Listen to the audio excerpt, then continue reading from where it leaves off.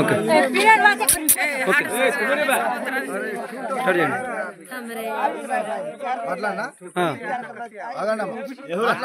మాట్లాడు. వికలాంగుల హక్కుల పోరాట సమితి ఆధ్వర్యంలో గౌరవ శ్రీ మందకృష్ణ మాదిగన్న చెల్లో హైదరాబాద్ కార్యక్రమం ఆగస్టు 13వ తారీఖు పెట్టిండు. వృద్ధులు, వితంతువులు, వికలాంగులు, చేనేత కార్మికులు, గీత కార్మికులు 2000 పెన్షన్ ఎవరు తీసుకుంటారో వాళ్ళందరి కోసం 4000 రూపాయలు చేయాలని,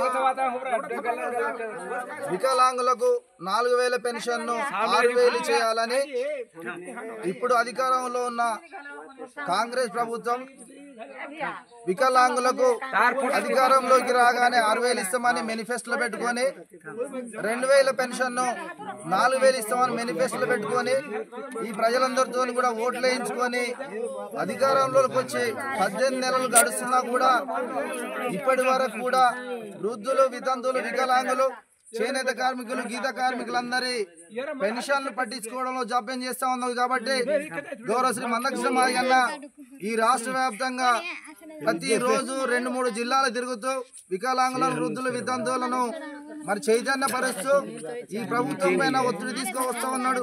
కాబట్టి గుమ్మడిపల్లి పాతండాలో ఉన్న సోదరిమణులు, గిరిజన మిత్రులందరికీ, తల్లిదండ్రులకు, అక్కాచెల్లెళ్ళందరికీ కూడా వికలాంగుల హక్కుల పోరాట సమితి రాష్ట్ర కమిటీ తరఫున విజ్ఞప్తి చేసేది ఏంటంటే 23వ తారీఖు బుధవారం రోజున ఎల్లుండి సుమారుగా 3 రోజుల తర్వాత 3 రోజులు ఉంది. కాబట్టి ఈ తండలో ఉన్న ప్రజలందరూ కూడా 2000 పెన్షన్ తీసుకునేటోళ్ళు, 4000 పెన్షన్ తీసుకునేటోళ్ళు అందరూ కూడా 23వ తారీఖు బాలాజీ గార్డెన్ మరి శనగపురం రోడ్లో జరిగే బహిరంగ సభకు